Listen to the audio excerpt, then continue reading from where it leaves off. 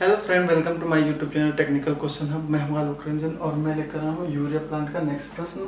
आज के जो वीडियो में हम ये सीखेंगे जो अमोनिया का जो सर्किट डायग्राम है वो कैसे है। CO2 का सर्किट डायग्राम जो है गैस सर्किट डायग्राम वो तो पहले ही बता दिया। इसमें मैं अमोनिया का सर्किट डायग्राम जो रिएक्टर को फीड हो रही है, फीड होने से पहले उसके साथ क्या क्या हो रहा है, कैसे वो रिएक्टर में फीड हो रही है, वो सारा चीज़ हम आज इसमें सीखेंगे। दोस्तों इसमें जो है सबसे पहले मैं बता दूं कि इसमें जो है मेनली जो है मैंने प्लंजर टाइप जो है हमारा जो है ट्रिप्लेक्स प्लंजर टाइप का पंप है उसको मैंने तो डीपली एक्सप्लेन कर दिया है। बाकी जो और जो है जैसे हमारा अमोनिया बूस्टर पंप है, इसकी लाइन बहुत जगह जा रही है तो इसको मैंने डिटेल में नहीं इसमें बताया। जब मैं MP सेक्शन बताऊंगा तो उसमें इसमें अमोनिया बूस्टर पंप को और अच्छे से समझा दूंगा। तो चलिए देखते हैं दोस्तों, ये हमारा ट्रिप्लेक्स प्लंजर टाइप का पंप है। इसमें 3 प्लंजर लगे हुए हैं। ये जो है हमारा VFD मोटर है, VFD motor, variable frequency drive. ये फ्रिक्वेंसी पे ड्राइव करती है, ये VFD मोटर लगी है। उसके बाद ये गियर बॉक्स है इसका। फिर ये हमारा क्रैंकेस है, ये क्रैंकेस है। अब इसमें देखते हैं कि इसकी जो इस मेन जो पार्ट है जो हमें ध्यान में रखना है। एक तो इसमें हमारी प्लंजर सीलिंग के लिए, हमारा प्लंजरों को सील करने के लिए हम अलग से जो है ठंडा पानी जो है ठंडा पानी अप्रोक्स 30 डिग्री का उन तीनों प्लंजरों में देते रहते हैं जो जो प्लंजर को सीलिंग का काम करते हैं। जैसे क्या होता है कि जब अमोनिया कंप्रेस होती है तो प्लंजर के जो कनेक्टिंग रोड होते हैं उनसे लिबरेट होती रहती है। तो प्लंजर अगर वहाँ से अमोनिया निकलती रहेगी तो एटमॉस्फेयर में फैलेगी, सबको अमोनिया लगेगी। इसलिए हम क्या करते हैं कि प्लंजर के सीलिंग के लिए हम पानी देते रहते हैं, जो जाके अमोनिया जैसे ही निकलेगी पानी अपने में डिजोल्व कर लेगा और पानी जो अमोनिया प्लस वाटर मिलके बना देंगे, NH3 प्लस H2O मिलके बना लेंगे NH4OL। और ये जो है लिक्विड बना लेंगे। लिक्विड से ज़्यादा वेपराइज होगा नहीं तो वो एटमॉस्फेयर में अमोनिया नहीं लगेगी। तो प्लंजर सीलिंग के लिए हमारा पानी आया, ये NRV है, ये फिल्टर हुआ पानी और फिर वो प्लंजर सीलिंग के लिए चला गया। ट्रिप्लेक्स प्लंजर, 3 प्लंजर की सीलिंग के लिए उनका फ्लो, उनका प्रेशर और उनका टेम्परेचर, ये क्या क्या होता है मैं नेक्स्ट वीडियो में जब इसकी जो हम क्वेश्चन आंसर करेंगे, जैसे P1 से क्या क्या क्वेश्चन पूछे जाते हैं वो तो वीडियो मैंने बना दी है, लेकिन उनका आंसर क्या क्या होगा जब आंसर मैं दूंगा तो उसमें सब ये बता दूंगा प्लंजर सीलिंग का पूरा। उसके बाद गियर बॉक्स होता है। गियर बॉक्स में ल्यूब ऑयल जाता है, लुब्रिकेटिंग ऑयल जो जाता है एज ए पंप को लुब्रिकेट करने के लिए। तो ये जो है हमारा लुब्रिकेटिंग ऑयल गया और फिर जब लुब्रिकेट किया पूरा तो वो गर्म हो गया। तो गर्म होकर फिर ये जो है कूलर में आया, कूलर में फिर ठंडा होके फिर गियर बॉक्स में चला गया। और इसका टेम्परेचर प्रेशर क्या है वो दोस्तों उसी क्वेश्चन आंसर में हम बता देंगे।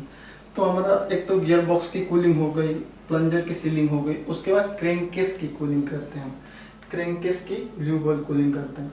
ये क्रैंकेस है, इतना मैंने पार्ट बताया। ये जो है हमारा क्रैंकेस है, क्रैंकेस से ल्यूब ऑयल निकला, उससे पंप ने सक्शन लिया, फिर उसको डिस्चार्ज किया। ये डिस्चार्ज NRV है। उसके बाद ये कूलर में गया, कूलर में वो ठंडा हुआ और फिर वो फिल्टर हुआ और फिर क्रैंकेस में चला गया। ये प्रोसेस चलती रहेगी। तो यानी कि सबसे मेन हमारा इम्पोर्टेंट है क्रैंकेस में ल्यूब ऑयल की कूलिंग, गियर बॉक्स की ऑयल कूलिंग और प्लंजर की सीलिंग। ये 3 चीज़ तो बहुत ज़रूरी है। अब चलते हैं हम अपने process flow diagram ammonia gas की। तो चूंकि आपको पता है कि जो अमोनिया है, अमोनिया कैसे निकल रही है, उसका प्रेशर टेम्परेचर क्या है, वो मैंने अमोनिया प्लांट जब बताया था तो अमोनिया कन्वर्टर एक सेक्शन था, अमोनिया कन्वर्टर और जो है कूलिंग ऑफ अमोनिया। तो वहाँ उसमें तो मैंने क्लियर कर दिया था अमोनिया कैसे बन रही है, कहाँ स्टोर हो रही है, कोल्ड अमोनिया और हॉट अमोनिया। उसके बाद जो अमोनिया जो है कोल्ड अमोनिया को स्टोरेज टैंक में रखते हैं, फिर उस वहाँ पे पंप चला के अमोनिया को भेजते हैं। कहाँ पे दोस्तों? Urea plant. यूरिया प्लांट में भेजेंगे। अगर आप फर्टिलाइजर इंडस्ट्री में वर्क कर रहे हो तो V1 में भेजते हैं। V1 एक टैंक का नाम है जहाँ पे अमोनिया को भेजते हैं। उसका टेम्परेचर होता है 35 डिग्री और प्रेशर होता है 17.2 kg पर सेंटीमीटर स्क्वायर। इतना प्रेशर 17.2 kg प्रेशर और 35 डिग्री टेम्परेचर के अप्रोक्स हम यहाँ पे V1 में अमोनिया को स्टोर कर लेते हैं, इतना टेम्परेचर इतने प्रेशर पे। और फिर क्या करते हैं, उस अमोनिया को हम अमोनिया बूस्टर पंप, जिसे P5 नाम दे दिया गया है, अमोनिया बूस्टर पंप से 17.2 kg के प्रेशर को हम 22.4 kg के प्रेशर में कन्वर्ट कर देते हैं। अब ये 22 kg का प्रेशर आगे बढ़ा और ये हमारा चला गया प्लंजर में। उससे पहले हम क्या करते हैं कि एक जंप ओवर लाइन प्रोवाइड करा देते हैं। ये हमारा जंप ओवर लाइन है, यानी कि हम P5 को बाईपास करने के लिए, ये जो हमारा P5 पंप है अमोनिया बूस्टर को बाईपास करने के लिए डायरेक्ट एक लाइन जो है इसके डिस्चार्ज लाइन में जोड़ देते हैं, जिसे जंप ओवर लाइन कहते हैं। क्या होता है कि कभी कभी अमोनिया बूस्टर पंप अनलोड हो जाता है, कैविटेट हो जाता है या कोई भी प्रॉब्लम हो जाए, तो हम तुरंत यहाँ से जंप ओवर लाइन खोल के यहाँ से हम सक्शन इसे दे दें, क्योंकि ये तो बस 22 kg ही बना रहा है और 17 kg ऑलरेडी हमारे पास प्रेशर आ रहा है। तो उसे डायरेक्ट यहाँ पे पंप को ना देके डायरेक्ट यहाँ पे हम इसके पंप के डिस्चार्ज लाइन में दे देते हैं और वो चला जाता है, ये पंप का सक्शन ले लेता है। एक यहीं पे लाइन में एक टैपिंग देते हैं नाइट्रोजन की ये वाल है, NRV है नाइट्रोजन का, फिर डिस्चार्ज वाल है, NRV का वाल है अपस्ट्रीम में भी। और फिर नाइट्रोजन देने का मतलब वही है कि जब हम हैंड ओवर करें पंप को तो पूरा का पूरा जो है इसमें अमोनिया बिल्कुल ना हो, तो पूरे के पूरे अमोनिया को निकालने के लिए नाइट्रोजन गैस दे देते हैं, हैंड ओवर करते हैं जब मैकेनिकल को। तो ये नाइट्रोजन की टैपिंग है। उसके बाद यहाँ पे दोस्तों इसमें हमारा सक्शन डैम्पनर है, एक जो है सक्शन डैम्पनर। सक्शन डैम्पनर का काम क्या है कि सक्शन का फ्लो मेंटेन बनाए रखें, सक्शन में कोई फ्लक्चुएशन ना हो, चाहे वो फ्लो का हो चाहे प्रेशर का हो, किसी भी टाइप का यूनिफॉर्म फ्लो हो, जो फ्लो रेट है वो यूनिफॉर्म मिले, इसलिए हम सक्शन में एक सक्शन डैम्पनर लगा रखे हैं। और सक्शन डैम्पनर कैसे काम करता है या डैम्पनर कैसे काम करता है उसे मैं नेक्स्ट वीडियो में आपको जरूर बताऊंगा बना के, डैम्पनर क्या है, डैम्पनर कैसे काम करता है। और इसमें क्या है दोस्तों, कुछ भी नहीं है, इसमें LS स्टीम, LS मतलब कि लो प्रेशर स्टीम जो है डैम्पनर के जैकेट में डालते हैं, जिससे टेम्परेचर जब मिलता है तो इसमें जो अमोनिया गैस है वो प्रेशराइज होती है और यहाँ पे प्रेशर जब बनता है प्रेशराइज की रहती है, तो हाई प्रेशर से हमारा जो इधर से जो अमोनिया आ रही है वो यूनिफॉर्मली जो है यहाँ पे सक्शन में जाती है।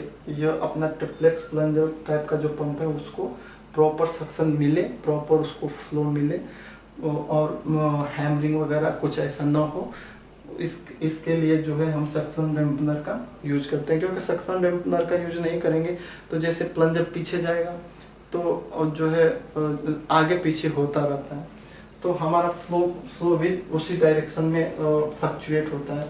जैसे यहाँ पे मैं छोटे लेवल में बताऊँ तो जैसे प्लंजर जब आगे बढ़ा, डिस्चार्ज किया तो फ्लो इतना बढ़ा, लेकिन जैसे ही प्लंजर पीछे मूव किया तो ये जीरो हो गया, डिस्चार्ज जीरो हुआ। फिर जब प्लंजर फिर आगे फॉरवर्ड मूव किया तो डिस्चार्ज बढ़ा, फिर प्लंजर पीछे हुआ तो ऐसे हुआ।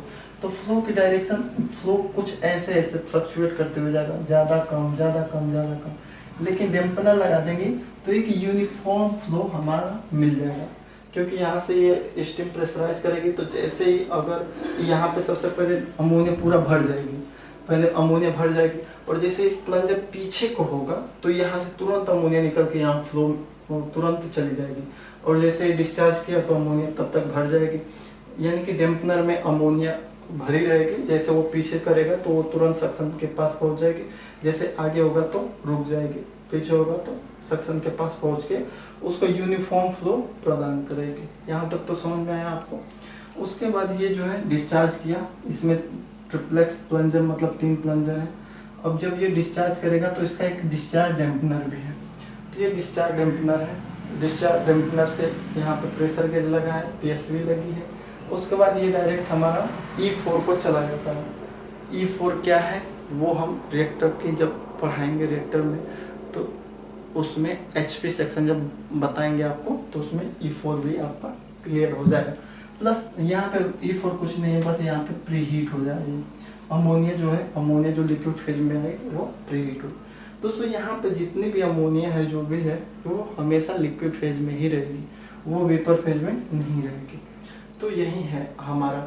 अब एक बार और समझा दे रहा हूँ आपको कि अमोनिया आए अमोनिया प्लांट से, उसे टेम्परेचर 35 और 17.2 kg प्रेशर पे रखे, फिर उसे अमोनिया बूस्टर पंप से ट्रिप्लेक्स प्लंजर को सक्शन दिया, फिर उसने डिस्चार्ज किया। अगर किसी तरीके से अगर pump ammonia booster pump available नहीं है तो जंप ओवर लाइन से भी हम दे सकते हैं। और उसके बाद ये सक्शन डैम्पनर है, ये डिस्चार्ज डैम्पनर है।